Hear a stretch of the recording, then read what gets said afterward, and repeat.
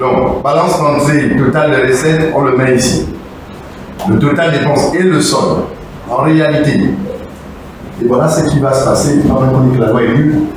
Le juge va prendre la balance du même poste, des colloques, les résultats du colloque sur la balance des comptes. Il faudrait qu'il s'assure que ce qui est en balance d'entrée sur la balance des comptes, c'est le même montant qui est ici. C'est un séminaire qui rentre dans le cadre du renforcement des capacités des agents du Trésor public de la localité sur l'exécution du budget des collectivités locales. Cette formation animée par le centre de formation de l'éducation du Trésor vise non seulement à améliorer notre maîtrise des textes juridiques, à attirer l'attention des comptables que nous sommes sur la bonne tenue des comptes de gestion et surtout à nous rappeler les responsabilités personnelles et pécuniaires qui pèsent sur nous. Animé par le Centre de formation et de la documentation du Trésor, il s'est agi en 72 heures d'améliorer la maîtrise des textes juridiques, attirer l'attention des agents sur la bonne tenue des comptes de gestion et surtout inviter les comptables à la responsabilité personnelle et pécuniaire qui pèse sur chacun d'entre eux.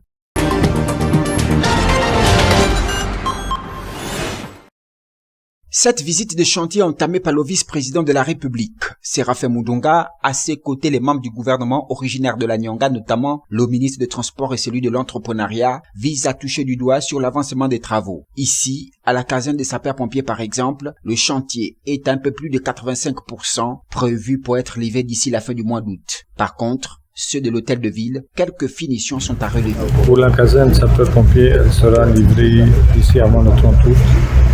Comme dernier délai. Ici, le chantier sera beaucoup avancé. Je crois au niveau tout ce qui est gros œuvres béton, à part la dernière dalle, ça sera fait aussi. La forte délégation conduite par le vice-président de la République a poursuivi sa série de visites dans les chantiers de construction de la maison de pension, en passant par la brigade de gendarmerie, du gymnase situé à la place de l'Indépendance et du stade Dialogue où de nombreuses jeunes filles ont été honorées pour leur courage. Ensuite, la délégation s'est déportée à l'aéroport Mikolengi et au site de construction de la cité administrative. Donc c'est un logement de type F4, 3 chambres, avec toutes les commodités, notamment un séjour, une cuisine.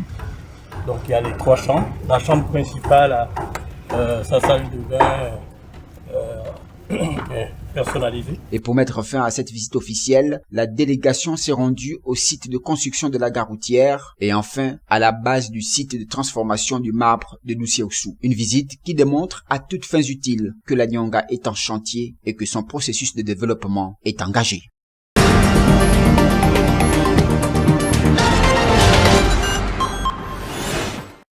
C'est une rencontre de haut niveau qui a réuni l'ensemble des responsables de l'administration centrale venus des 6 départements. L'annonce est imminente. Le séjour dans la Nyanga du président de la République à l'occasion de la première édition des manifestations du coup de libération à l'ère de la 5e République. La Nyanga porte donc le flambeau de cet événement historique, un honneur rappelé ici par le vice-président de la République.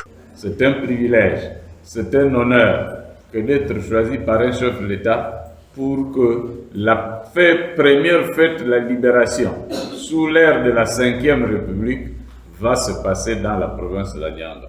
Nous devrons mériter cette confiance, cet intérêt que cette personnalité, que ce haut dirigeant, que ce leader politique, à la limite que ce sauveur du Gabon qui a été envoyé par Dieu, et que nous avions nous-mêmes les Gabonaises et les Gabonais accepté en le votant massivement le 12 avril 2025, il faut que nous puissions continuer à mériter la confiance. Une marque d'attention qui devrait inspirer les populations, jugée ici comme un contrat de confiance, a tenu à souligner le ministre des Transports, Ulrich Mavumbi.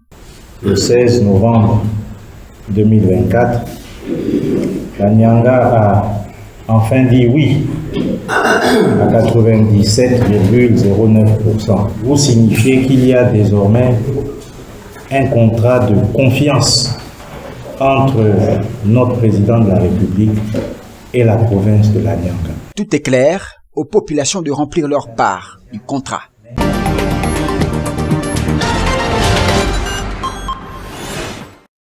À Mwabi, dans la province de la Nyanga, les habitants accueillent avec satisfaction l'installation de nouvelles fontaines publiques. Certaines désormais dotées de 4 robinets facilitent l'approvisionnement en eau dans plusieurs quartiers, réduisant les files d'attente et les tensions liées à la pénurie. Une amélioration notable, même si dans certaines zones, l'accès à l'eau potable reste encore difficile. Depuis un temps, oui. Nous sommes un peu avantagés depuis un temps, depuis qu'ils ont commencé à faire des travaux des nouveaux robinets là dans Mwabi. Vu qu'on était aux anciens robinets qu'on appuyait là, souvent l'eau sortait, souvent il se sortait seul parce que ça n'a pas mis du temps à se gaspiller.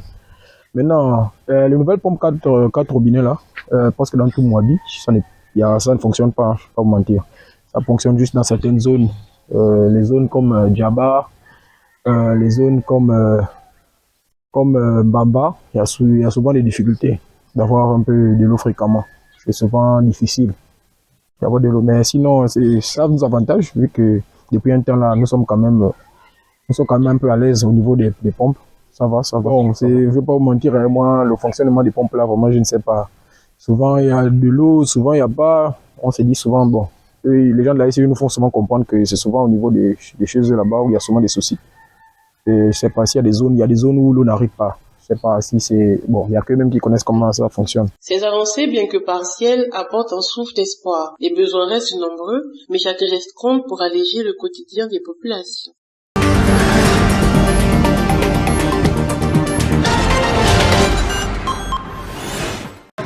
À Bukavu, l'image a fait le tour des réseaux sociaux.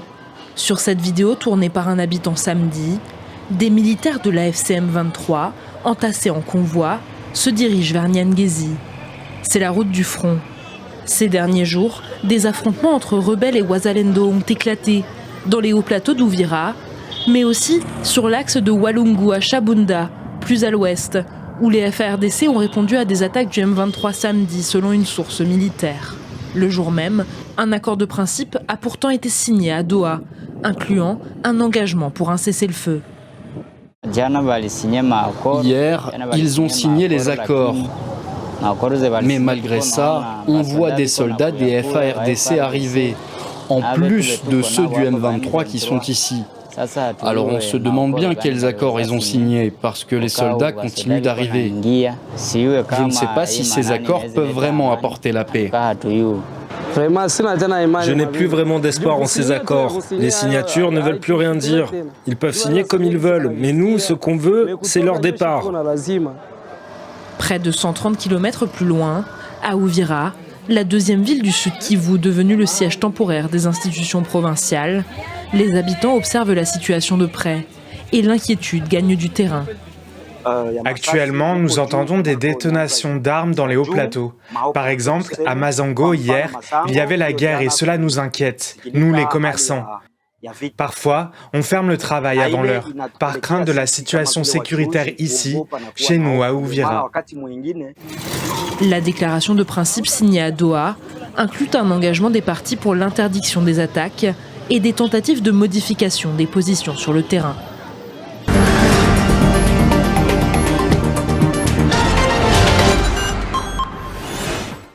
C'est une simple circulaire émanant la semaine dernière du ministère de l'Éducation nationale qui a allumé la polémique. Dans celle-ci, le gouvernement encourage le maintien en classe des jeunes élèves enceintes pour éviter qu'elles ne soient victimes d'exclusion ou de discrimination.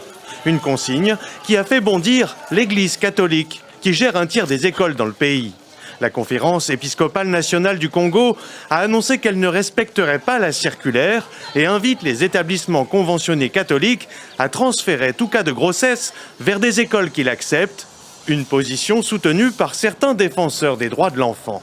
Ce qui est important ici, c'est protéger les autres enfants pour qu'ils n'aient pas été contaminés, parce qu'il y a le feu d'entraînement.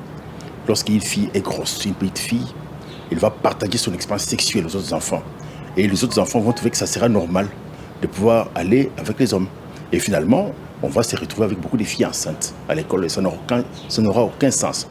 Pour le gouvernement congolais, c'est tout le contraire. Maintenir les jeunes élèves enceintes en classe pendant leur grossesse, c'est aussi mettre sur la table à l'école, auprès des filles mais aussi des garçons, les sujets majeurs de la sexualité et de la contraception. Il ne faut pas se tromper. L'Église, qui est notre partenaire dans la formation ou dans l'éducation, doit aussi, sur certains sujets, regarder comment évolue le temps.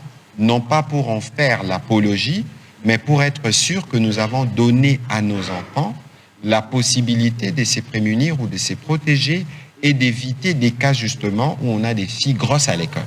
Et parmi ces cas, certains sont ceux de ces jeunes filles victimes de violences sexuelles. Elles subissent bien souvent la double peine. Il n'y a aucune fille, et nous savons qu'elles sont de bonne foi, il n'y a aucune fille qui revient de sa maison et dit que non, voilà, moi je vais aller à l'école en étant enceinte. Nous ne devons pas tuer l'avenir de ces filles-là parce que dans son parcours, une erreur s'est commise. Et même sur le plan moral, pour ceux qui défendent la question sur le plan moral. Mais je crois que la morale nous enseigne à assister ceux qui sont vulnérables. Nous ne voyons pas comment l'Église, soit-elle catholique, peut s'opposer à cette mesure. À ses détracteurs, le gouvernement rappelle ces enquêtes qui révèlent que le niveau d'instruction a un effet démontré sur le taux de fécondité et que la Constitution congolaise garantit un égal accès pour tous et toutes à l'éducation.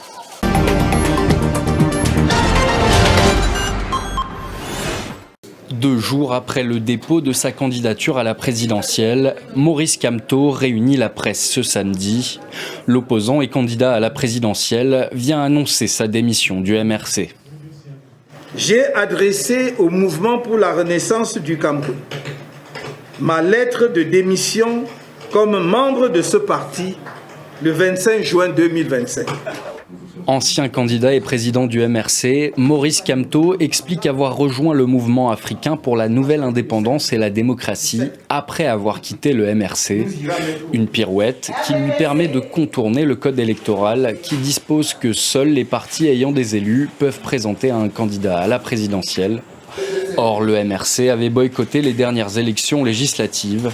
Investi le 16 juillet par le Manidem, candidat à la présidentielle, l'opposant a déposé son dossier de candidature et assure qu'il sera validé. Il y a déjà 25 candidats. Je crois que d'abord il faut laisser les instances compétentes examiner tranquillement les candidats des uns et des autres.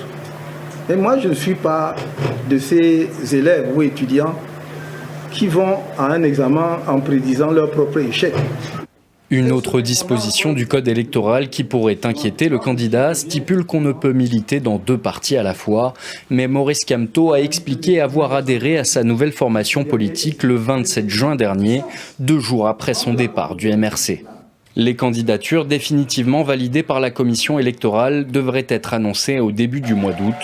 Le ministre de l'administration territoriale a déjà prévenu qu'aucune contestation ne sera retenue en cas de refus d'une candidature. Lorsque les candidats à l'élection présidentielle de 2025 seront validés par les instances compétentes, aucune autre forme de revendication ne sera tolérée. Après 2025, il y aura forcément 2032. Les candidatures définitivement validées par la commission électorale devraient être annoncées au début du mois d'août. Au pouvoir depuis 1982, le président sortant Paul Biya, 92 ans, est candidat à sa réélection.